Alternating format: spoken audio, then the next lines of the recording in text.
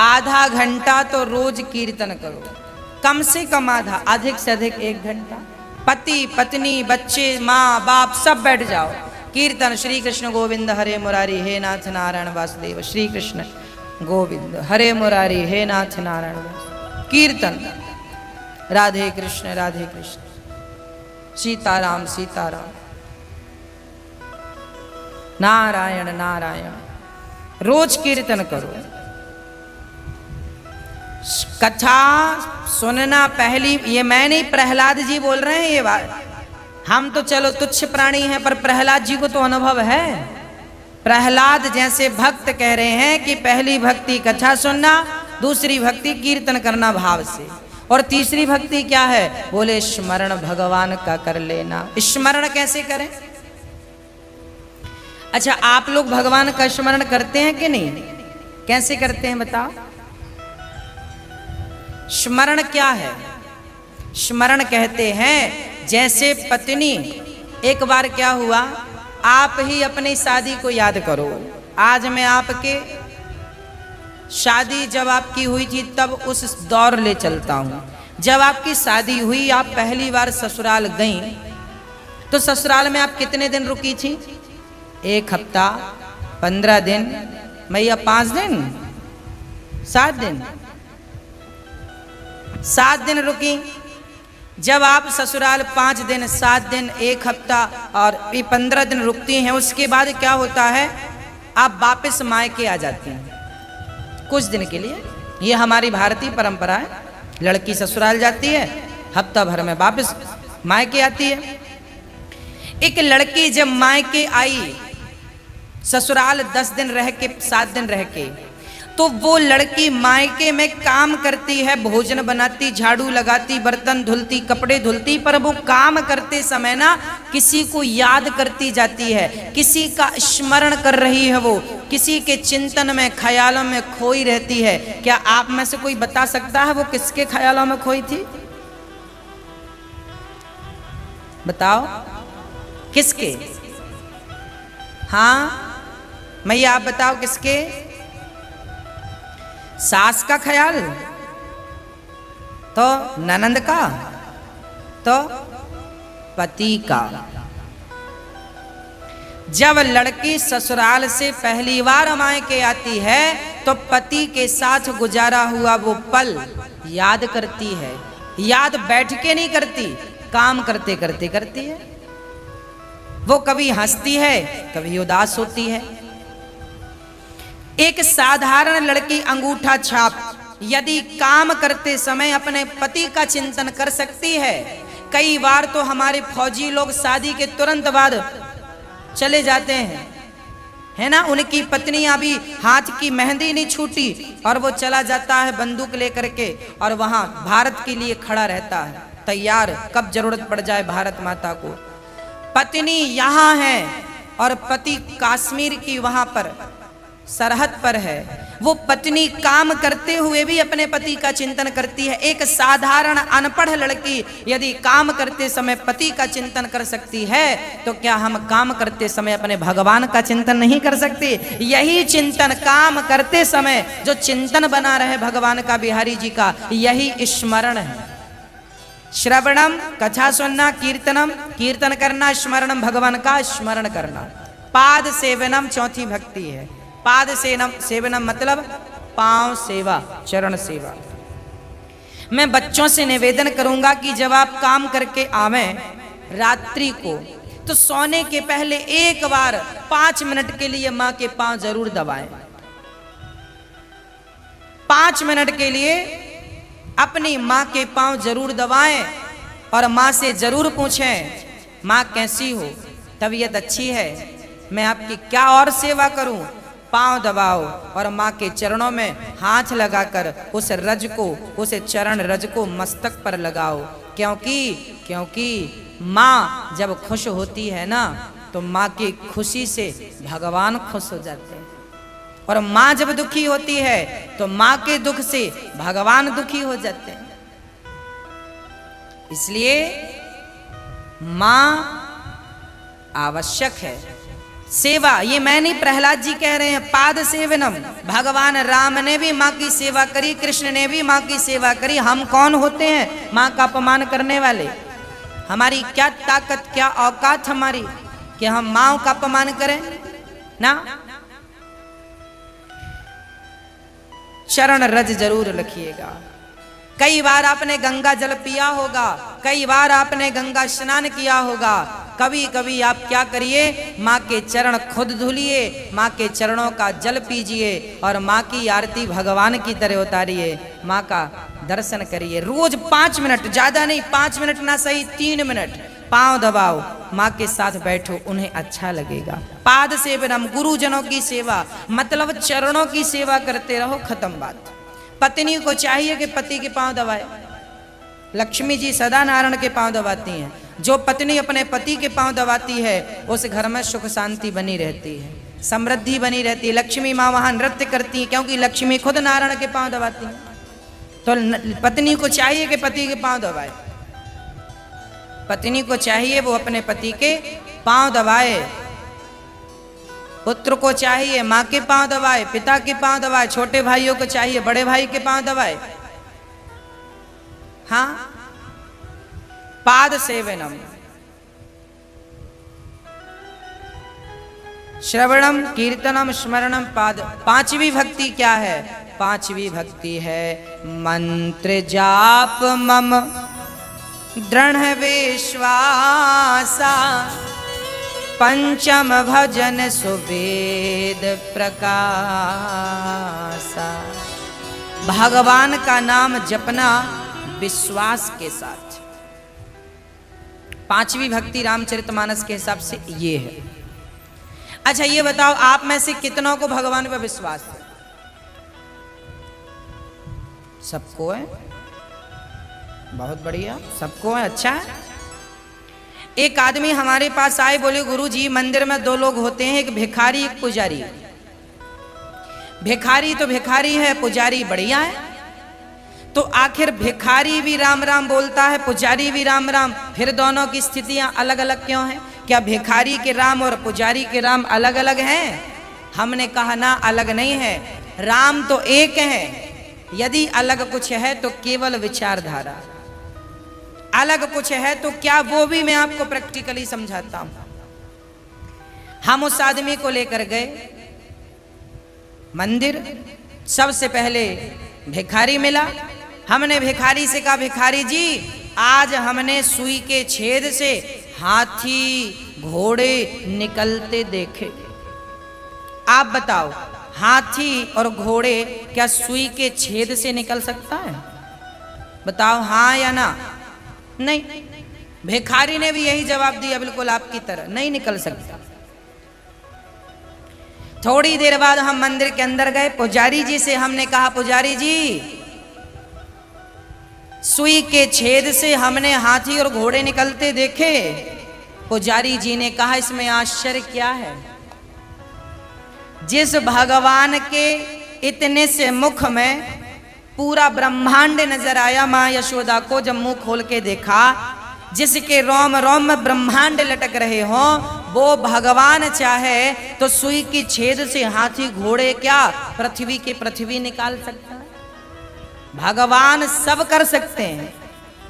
पुजारी जी ने कहा भगवान सब कर सकते हैं, भिखारी ने कहा नहीं निकल सकता। दोनों में अंतर क्या था? बोले भिखारी राम राम तो जपता था पर राम पे विश्वास नहीं था, जबकि पुजारी राम राम जपते थे। विश्वास से उन्होंने कहा कि भगवान जो करना चाहे सब कर सकते हैं, उनके लिए असंभव कुछ नहीं है। बस यही अंतर है भिखारी और पुजारी में। आपने भी क्या बोला? नहीं निकल सकते। इसलिए हम लोगों की स्थितियां भिखारियों जैसी हैं। हम लोग भी भगवान का नाम जपते तो हैं, पर जहां विश्वास दिखाने का वक्त आता है वहां हम एक कदम पीछे हो। नहीं नहीं महाराज, पता नहीं होगा नहीं होगा। हमारी हालत कैसी है पता है? एक तोता था, तोते के मालिक ने उसे याद कराया, बेटा बोलो सीताराम सीताराम। तोता जपने लगा सीताराम, कोई आए तो सीताराम, कोई जाए तो सीताराम, सीताराम सीता, दिन भर तोता सीताराम सीताराम जपता। एक दिन पिंजरे का दरवाजा खुला रह गया, तभी बिल्ली आई, और जब बिल्ली ने झपट्टा मारा ना तो तोता सीताराम नहीं बोल, टे टे टे करने लगा। हमारी हालत भी उसी तोते की तरह, रट्टू तोता। राम राम जपना तो सीखा है, पर जब विश्वास का समय आया तब तोते ने राम राम नहीं जपा, टे टे जपा।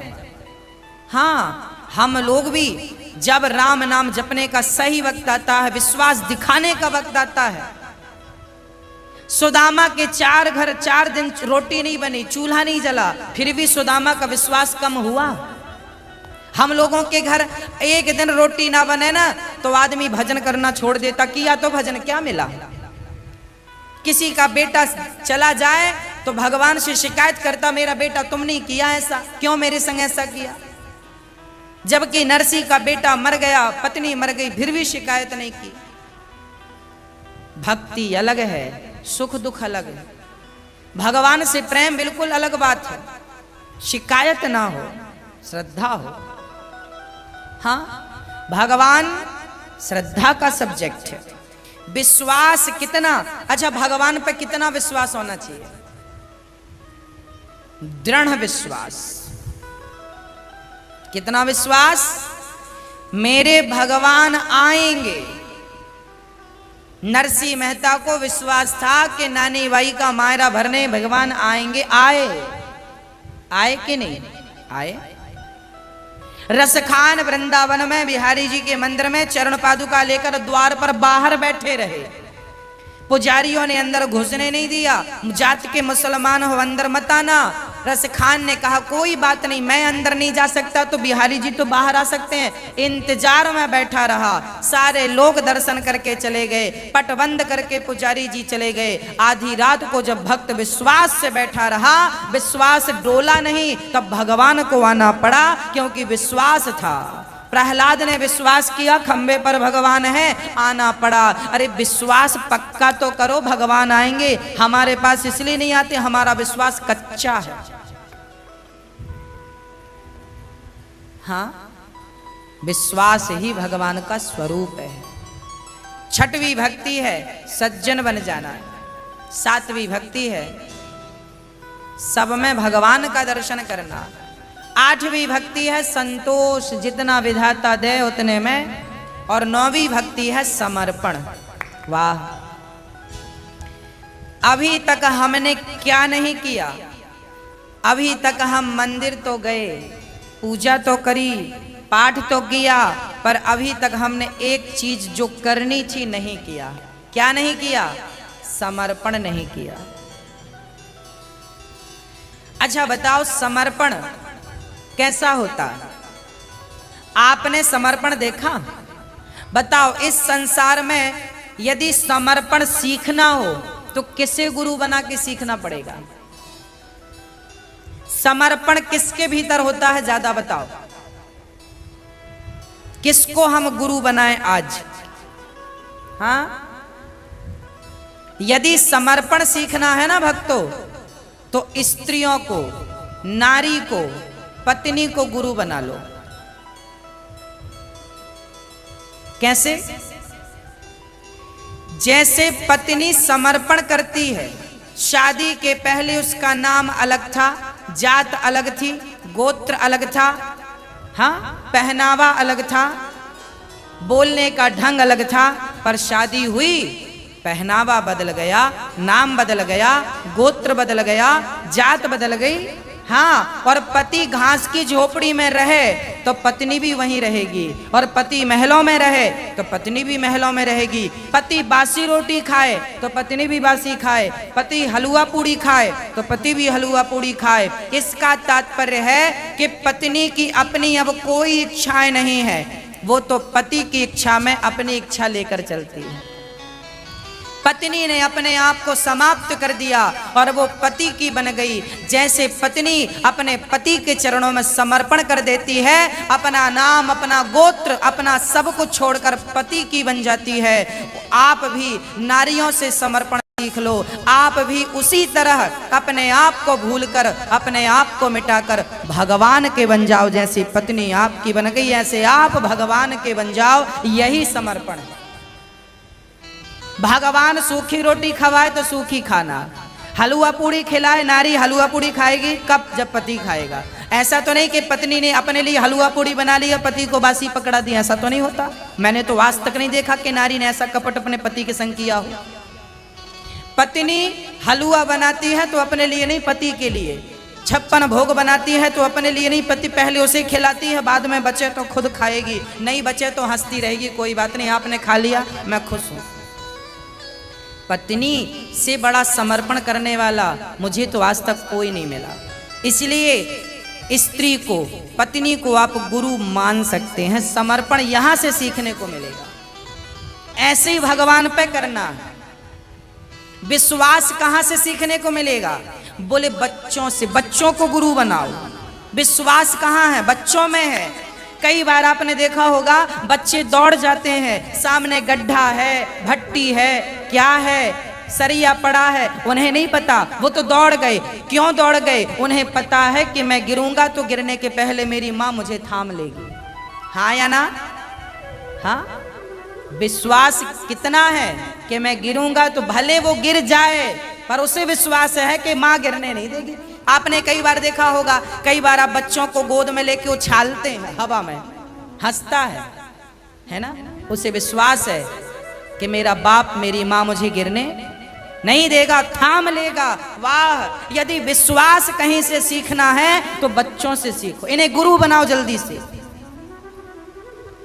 इन्हें जल्दी से गुरु बना डालो। बच्चों से विश्वास सीख लो। उनके जितना विश्वास यदि आपके भीतर आ गया कि मैं जा रहा हूं, बचाएंगे तो भगवान बचाएंगे, मैं जा रहा हूं, मुझे भगवान गिरने नहीं देंगे, मेरी लाज जाने नहीं देंगे। द्रौपदी ने हाथ उठाकर बुलाया, क्या लाज लुटने दी? बचाया। तो विश्वास कितना हो जितना बच्चों को माँ बाप पर है, इतना विश्वास भक्त को भगवान पर होना चाहिए। ये विश्वास है। तो पत्नी समर्पण की गुरु है और बच्चे विश्वास के गुरु हैं।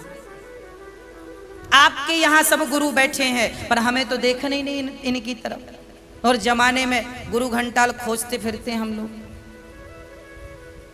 दत्तात्रेय जी ने 24 गुरुओं में स्त्री को भी गुरु माना है और बच्चों को भी गुरु माना। 24, अभी तो मैंने 2 ही गिनाए, बाकी है। प्रहलाद जी बच्चे थे, पिता को जब ये ज्ञान दिया, पिता ने गोद से गिरा दिया। पढ़ने फिर से गए संडामर्क के पास।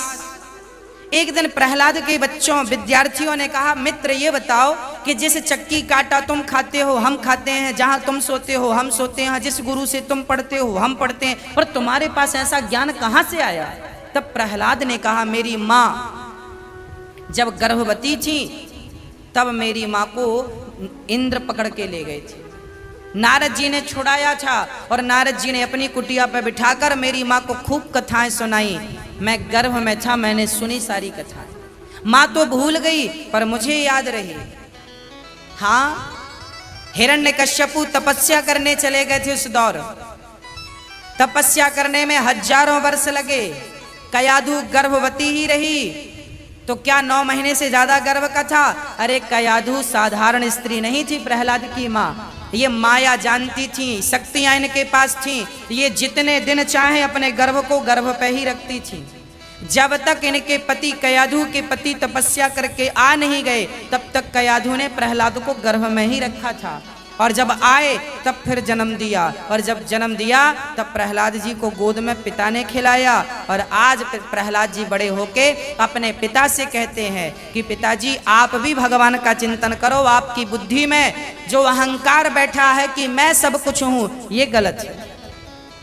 प्रहलाद ने कहा बड़ा ज्ञान देता है, बोल कहाँ तेरा भगवान, कैसे खंबे पे है। प्रहलाद ने कहा पिताजी आप बताइए कि भगवान कहाँ नहीं है। हिरण्यकश्यप चुप हो गया। बाद में कहा इस खंबे पर है। हाँ, एक प्रहार किया खंबे पर, खंबा टूट गया और नरसिंह भगवान प्रकट हो गए। नरसिंह भगवान क्यों प्रकट भये? क्या खंबे पर थे? खंबे पर नहीं थे, वो तो भक्त के विश्वास पर थे। मैं नहीं आया तो कल को आगे से कोई मुझ पर विश्वास नहीं करेगा, तो कहीं भक्त की वाणी खाली ना चली जाए, इसलिए भगवान को आना पड़ा और प्रहलाद की रक्षा करनी पड़ी।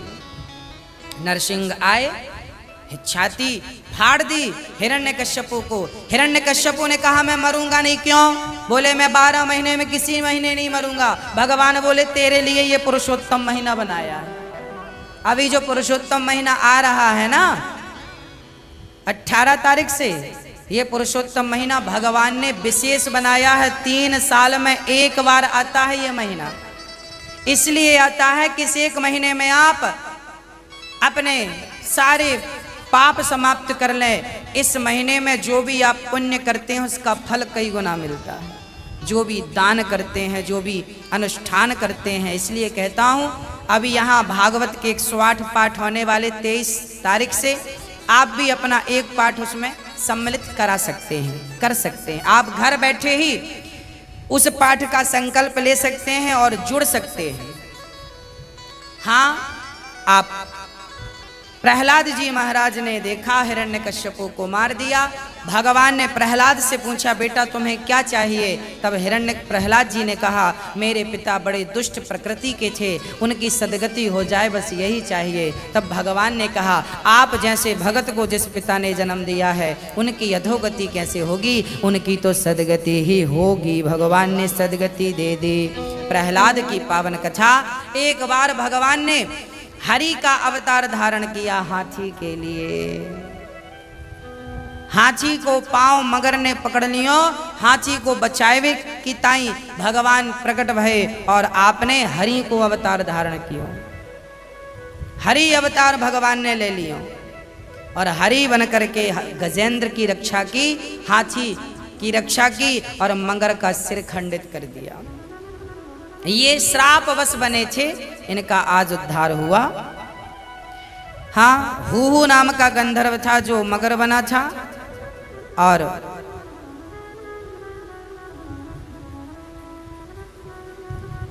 गजेंद्र द्रवण देश का राजा इंद्रद्युम्न था। पूर्व जन्म में ये अगस्त मुनि के श्राप से हाथी बने थे। फिर समुद्र मंथन में भगवान ने धनवंतरी कक्ष मोहिनी अवतार लिया। समुद्र मंथन में वासुकी नाग की रस्सी मंदराचल पर्वत को बनाया और मंथन किया। सबसे पहले विष निकला, शंकर जी ने पिया। कामधेनु गाय निकली, संतों ने लिया। उच्चैश्रवा नाम का घोड़ा निकला, बलि ने लिया। इंद्र हाथी ऐरावत नाम के हाथी को लेते हैं। कौस्तुभ मणि भगवान ने ली, कल्प वृक्ष इंद्र ने लिया। अंत में अमृत निकला। भगवान स्वयं धनवंतरी प्रकट भये। देवताओं ने अमृत, भगवान देखते हैं योग्य कौन है। देवता योग्य थे तो अमृत पिला दिया, राक्षस योग्य नहीं थे सो अमृत नहीं पिलाया। आप में जो योग्यता है वो आपको मिलकर रहेगा। एक राक्षस ने पी लिया, भगवान ने सिर काटा, राहु केतु बना। एक बार भगवान ने वामन अवतार लिया और वामन बनकर राजा बलि के द्वार पर भीख मांगने गए। 2 पग में सब कुछ नापा, तीसरा पग राजा बलि के मस्तक पर रखा है।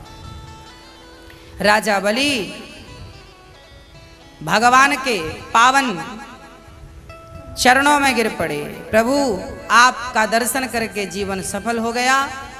भगवान ने कहा राजन वरदान मांगो। भगवान से मांगा कि हमें आपका ये दर्शन होता रहे। बस द्वार पर वामन बन करके खड़े हो गए। बलि आते जाते पाताल का राजा बना दिया। आगामी मनवंतर में इंद्र बनेंगे वो।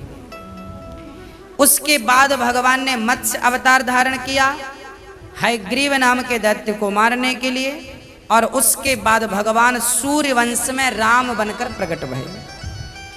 ब्रह्मा के पुत्र नारायण के पुत्र ब्रह्मा, ब्रह्मा के मरीचि, मरीचि के कश्यप, इन्हीं के वंश में हुए हैं राजा नभग, नभग के नाभाग, नाभाग के अम्बरीश, अम्बरीश ने, अम्बरीशो महाभागा सप्तद्वीपवती महिम, अम्बरीश नाम के राजा थे। उन्होंने बड़े प्रेम से एकादशी का व्रत करके भगवान को अपने वश में कर लिया था। भगवान को वश में किया जा सकता है। कई बार समाज में सुनने को मिलता है, माँ कहती है महाराज हमारी बहू ने तो हमारे बेटे को वश में कर लिया। वशीकरण मंत्र पढ़ दिया, क्या किया राम जाने, उसके चक्कर में रहता, किसी की नहीं सुनता। हाँ, जैसे पति पत्नी के वश में हो जाता है, जैसे पुरुष स्त्री के वश में हो जाता है, उसी प्रकार भगवान भक्त के वश में हो जाता है। अहम भक्त पराधीना यस्वतंत्र इवद्वजा। भगवान आधीन है, परतंत्र है, भक्त के अधीन। एकादशी का व्रत किया, ब्राह्मणों को भोजन करा के आपने पारण कर लिया। दुर्वासा जी आए, हमें भोजन कराओ, कहा जाओ आप बैठो भोजन कर लो। स्नान करने गए, देर लगी, तब तक त्रयोदशी आने वाली थी, तो चरणामृत ग्रहण कर लिया।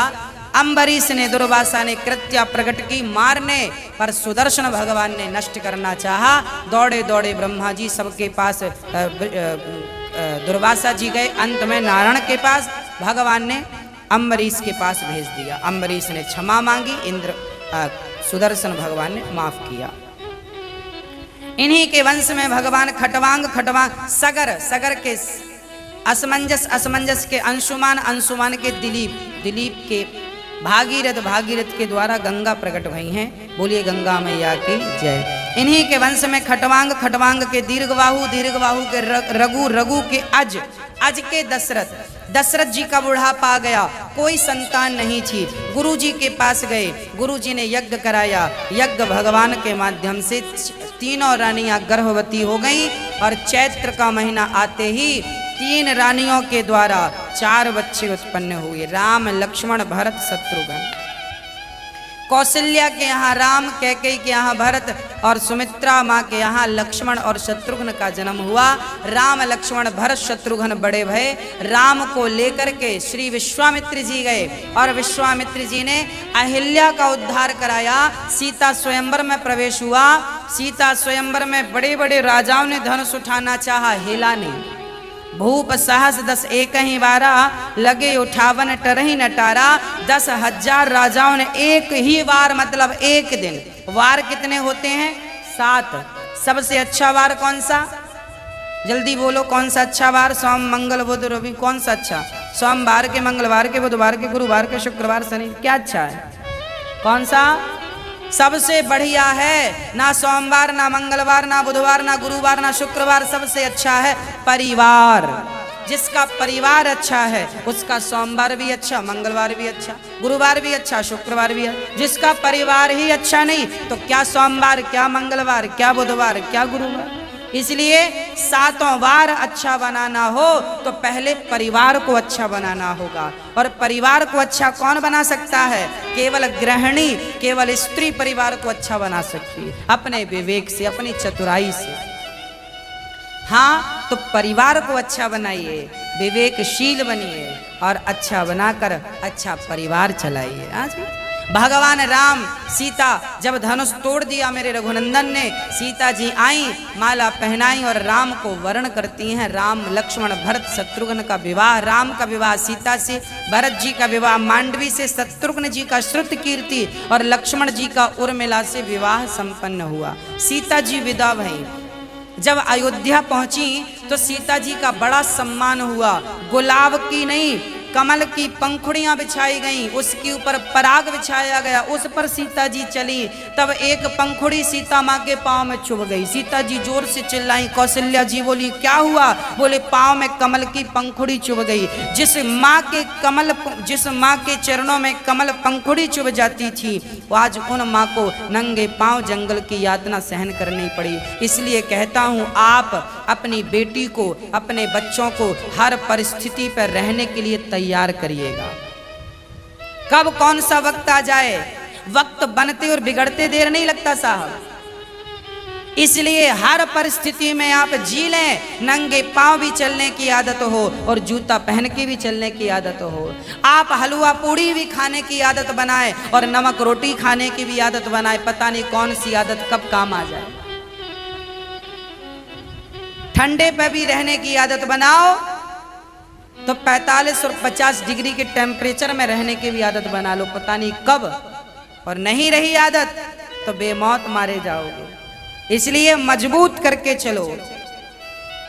आपने कभी सुना हो बाज की मादा, बाज पक्षी होता ना, जब बाज की मादा बच्चे को जन्म देती है तो घोंसला कांटों का बनाती है। शायद आपको पता ना हो, घोंसला कांटों का बनाती। कांटे कौन? बबूल के, बेल के कांटे लाती है और उसके ऊपर हल्की सी घास डाल के अंडे रखती है। अंडे से जब बच्चे निकल आते हैं तो चोंच से पकड़ के घास गिरा देती है, कांटों में बच्चों को रखती है। हाँ जी, चोंच से कांटे। बच्चे बड़े तड़पते हैं, लहू लुहान हो जाते हैं, रक्त रंजित हो जाते हैं। तब किसी ने कहा कैसी माँ है बच्चों को कांटे पे पालती है? बाज की मादा कैसी माँ है? तब बाज ने कहा, बाज की मादा ने कहा, यदि मैं अपने बच्चों को सुख में पालूंगी तो इनका कोई भी शिकार कर लेगा। इतने कष्ट से पालती हूँ तब ये दुनिया के सबसे अच्छे शिकारी पक्षी बनते हैं, सबसे बड़े बनते हैं। और बाज ही एक ऐसा पक्षी है जो सबसे ऊंचाई पे उड़ सकता है। ऊंचाइयों में जाना हो तो कष्ट सहन करना पड़ेगा। कौवा ऊंचा नहीं उड़ता क्योंकि इनकी माँ इन्हें पालती कहाँ है? घास में जन्म देती है। और ये कांटे पे पलते हैं तो ऊंचाई को पाते हैं। आपके बच्चे लड़कपन में जितना सहेंगे उतना निखरेंगे। अरे भाई, हीरा चमकता कब है? जब कोई उसे तराशता है छेनी और हथौड़ी से। हाँ जी, हाँ, बस अपने बच्चों को आप तराशिए, मजबूत बनाइए। हर पल सुकुमार ना, जूजू मत बना देना बच्चों को। जूजू बना दे माता पिता ने, जूजू। बच्चा तो बिना चप्पल के चलता नहीं है। अरे उसे कांटों में दौड़ाओ नंगे पांव, मजबूत बनेगा। कंकड़ में दौड़ाओ नंगे पांव। माँ बाप वो नहीं है जो बच्चों को आराम में रखें। माँ बाप वो हैं जो बच्चों को हर परिस्थिति में रहना और जीना सिखाएं। कल भगवान ना करे विकट परिस्थिति आ गई तो क्या कर लोगे? भूखे मर जाएंगे। इसलिए हर परिस्थिति में जीने लायक बना दो, जूझू मत बना देना। श्री राम सीता से विवाह कैकेयी माँ ने वनवास भेज दिया, चर्चा विदित है। और कैकेयी माँ ने जब वनवास भेजा है ना राम को, मुस्कुराते हुए राम जी गए हैं, मुस्कुराते हुए। धन्य है रघुनंदन, आप जैसा कोई नहीं है। पिता ने कहा था कि कल तुम्हें राजा बनना है और राजा बनने के समय पे बोल दिया कि अब बताओ, आपके पिताजी बोले कि कल फलाना प्लॉट तेरे नाम कर रहे हैं और दूसरे दिन आपके नाम पे ना करके आपके भाई के नाम पे, तो आपका मुंह बन जाएगा मेरा बाप धोखेबाज। परंतु धन्य है मेरे रघुनंदन। हाँ हाँ, पिता दीन मोहि कानन राजू। माँ से कहते हैं, पिता ने, माँ ने कहा बेटा तुम तैयार नहीं भाई, आज तुम्हें राजा बनना। कौशल्या माँ ने, राम ने बोला राजा बनना नहीं, बन गए। कब बन गए? बोले अभी पिता ने बोला वनवास जाओ, तुम वनवास का काम संभालो। तो पिता ने मुझे वनवास का राजा बनाया, मैं तो राजा बन गया। चल पड़े हंसते मुस्कुराते, इतनी सी शिकन नहीं आई चेहरे पर कि कोई कहे कि क्या हो गया। धन्य है। चल पड़े सीता संग, लक्ष्मण संग चल पड़े। तमसा नदी के तट पर पहली रात्रि विश्राम भई और दूसरी रात घास के बिछौनों पर मेरे रघुनंदन सो रहे हैं। हाँ,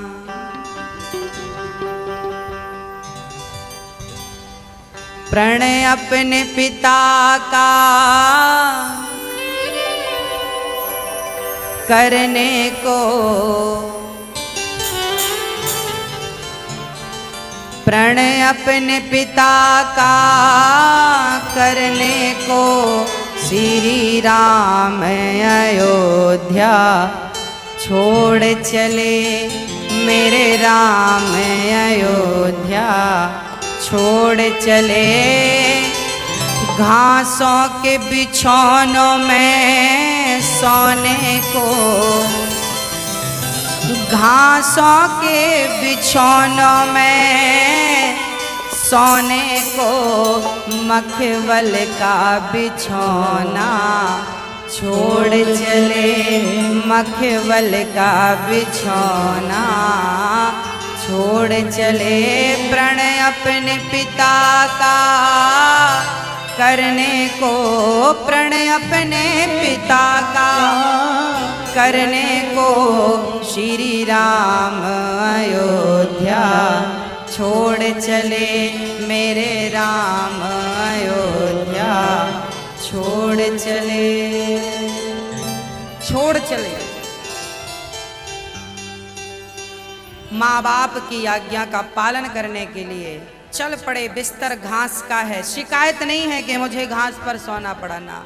आगे चले, केवट से नाव मांगी, केवट ने नाव पर बिठाया, नाव डगमग डगमग डोलने लगी, केवट ने डुलाया। राम बोले भैया केवट धीरे चलो, हमें डर लगता है, हमसे तैरना नहीं आता। राम ने कहा हमें तैरना नहीं आता। तो केवट ने कहा कोई बात नहीं, आपको तैरना नहीं आता तो मेरा हाथ पकड़ लो। कितना चतुर है केवट, कहता है मेरा हाथ पकड़ लो। केवट तुम क्यों नहीं पकड़ते राम, तुम भी तो पकड़ सकते थे ना, लाओ मैं आपका हाथ पकड़ लूं। केवट ने कहा यदि मैंने राम को पकड़ा तो शायद कभी मैं राम को छोड़ सकता हूं अहंकारवश, पर राम ने जिसे पकड़ लिया कभी नहीं छोड़ेंगे, इसलिए प्रभु मैं नहीं, आप मुझे पकड़ लीजिए। धन्य है मेरे केवट। और केवट ने राम से जो प्रेम किया है धन्य। उतर ठाणी भय सुर शरीरेता, श्री राम गुह लखन समेता खड़े भय। तो श्री राम ने अंगूठी दी, लो केवट उतराई ले लो। केवट ने कहा सरकार मैंने आपसे उतराई ली तो मेरे जात के लोग जात से निकाल देंगे। क्यों? बोले अपनी जात वालों से हम कुछ लेते नहीं, तुम भी केवट हो हम भी राम जी बोले हम क्षत्रिय हैं। कहा केवट तुम हमें केवट बना? केवट बोला ना सरकार आप केवट हो। कैसे? तब केवट ने कहा सोने का काम करने वाला किसी भी जात का हो लोग सोनी ही कहते हैं। सोनी जी।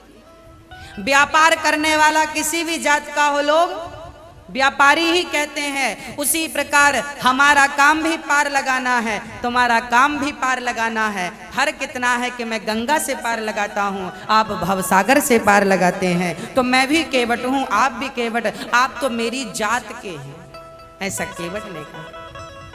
राम बड़े प्रसन्न भये। ठीक है केवट, अब क्या चाहते हो? बोले जब वापस आओगे तब मैं उतराई लूंगा, अभी उतराई देना है तो यही उतराई दो कि जब मैं आपके घाट आऊं तो मुझे भवसागर से आप पार लगा देंगे। भगवान ने कहा ठीक है। आगे चले, पंचचित्रकूट में भगवान ने इस आश्रम बनाया, पर्णकुटी घास की कुटिया बनाई और भजन करने लगे। उसके बाद भरत जी मिलने आए, मिलकर गए खड़ाऊं लेकर। राम की सिंहासन पर भरत जी ने खड़ाऊं रखी, अपने आप को नहीं रखा। अर्थात आप अपने घर का मुखिया भगवान को बना दें, आप भगवान के चाकर बन जाएं, नौकर बन जाएं। संपत्ति सब रघुपति के आही, सारी संपत्ति भगवान की है। हम कौन हैं? हम उनके चाकर हैं। मुनीम, मुनीम हिसाब हजारों लाखों का रखता है, पर वो ये थोड़ी कहता है कि मैं इस फैक्ट्री का मालिक हूँ। मैनेजर मैनेजमेंट सारा करेगा, पर वो अपने आप को मालिक नहीं मानेगा। उसी प्रकार आपको भी घर परिवार का एक छोटा सा मैनेजमेंट भगवान ने दिया है, आप मैनेजमेंट कीजिए, संभालिए, मालिक मत बनिए। हमारे घर परिवार के मालिक पत्नी पति बच्चों के मालिक भगवान हैं, प्रभु की ही संपत्ति है। हम तो एक छोटा सा किरदार अदा कर रहे हैं, निभा रहे। आगे रघुनंदन आगे चले हैं, रावण को मारकर वापस आए और भरत को हृदय से लगाया है। हाँ, राम जी राजा बने, सिया जी रानी बनी। राम कथा भागवत में छोटी है, दास ने छोटी सी सुनाई है। आदौ राम तपोवनाधिगमनम हत्वा मृगं कांचनं वैदेही हरणं जटायुमर्णं सुग्रीवसंभाषणं बाली निग्रहणं समुद्रतरणं लंकापुरे दाहनं पश्चात् रावण कुंभकर्णहनना मेतद्धि रामायणं। बोलिए सियावर रामचंद्र की। अब मैं आपको कृष्ण वंश सुनाता हूँ। कौन कौन भगवान के पावन वंश में आए। भगवान राम कौन, सूर्य वंश में राम और चंद्र वंश में भगवान श्री कृष्ण। भगवान नारायण के पुत्र हुए ब्रह्मा, ब्रह्मा के अत्रि, अत्रि से चंद्रमा, चंद्रमा के बुध, बुध के पुरुरवा, पुरुरवा के आयु, आयु के नहुस, नहुस के ययाति, ययाति के पुरु। इन्हीं के वंश में सूर, सूर के पुत्र हुए वसुदेव जी। और वसुदेव जी महाराज के 13 विवाह संपन्न भये। पहला विवाह रोहिणी से और आखिरी विवाह माता देवकी से। ये चंद्र वंश के राजा हैं,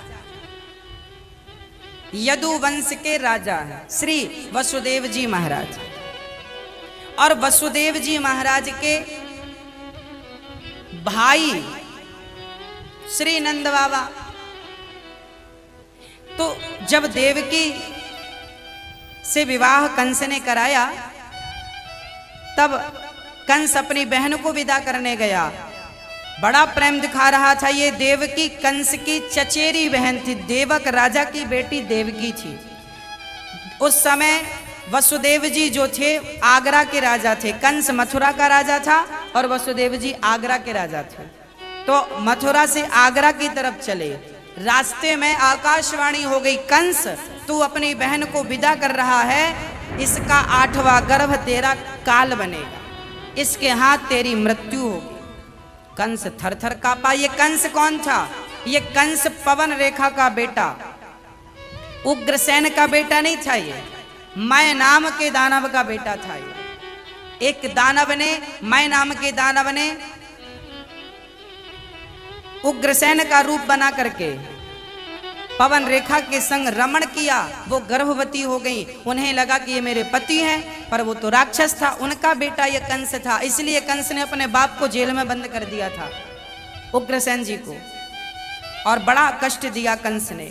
आखिरी में आकाशवाणी हुई, बहन के केस पकड़ के मारना चाहा। वसुदेव जी ने कहा बहन को मारोगे पाप लगेगा, थू थू होगी समाज में, क्या कहेंगे लोग। तो जेल में बंद कर दिया। पहला बेटा कंस ने उसे मार दिया बड़ी निर्दयता से। दूसरा देवकी का बेटा मार दिया। तीसरा, चौथा, पांचवा, छठा, 7वें गर्भ में लक्ष्मण जी आ गए बलराम बनकर देवकी मां के गर्भ में। तब भगवान श्री नारायण ने माया से देवकी के गर्भ को निकालकर वसुदेव जी की पहली पत्नी के गर्भ में ट्रांसफर, रोहिणी के गर्भ में ट्रांसफर किया।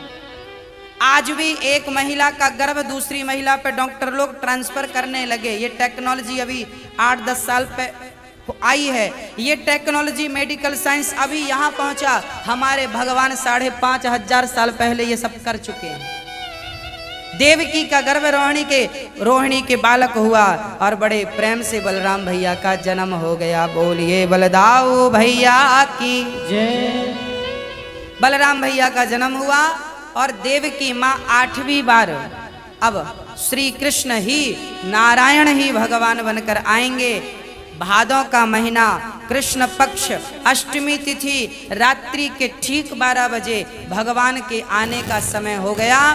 चारों तरफ प्रकाश, पृथ्वी, देवता, ब्राह्मण, गौ माता भगवान से कह रही हैं प्रभु आओ, इस पापी कंस का उद्धार करो। ये ना हवन, ना यज्ञ, ना जप, ना तप होने नहीं देता, हम परेशान हो गई हैं। तब भगवान ने कहा भर गया है पाप घट पापी कंस के अत्याचार से, और इस पापी कंस का विनाश होगा मेरे कृष्ण अवतार से।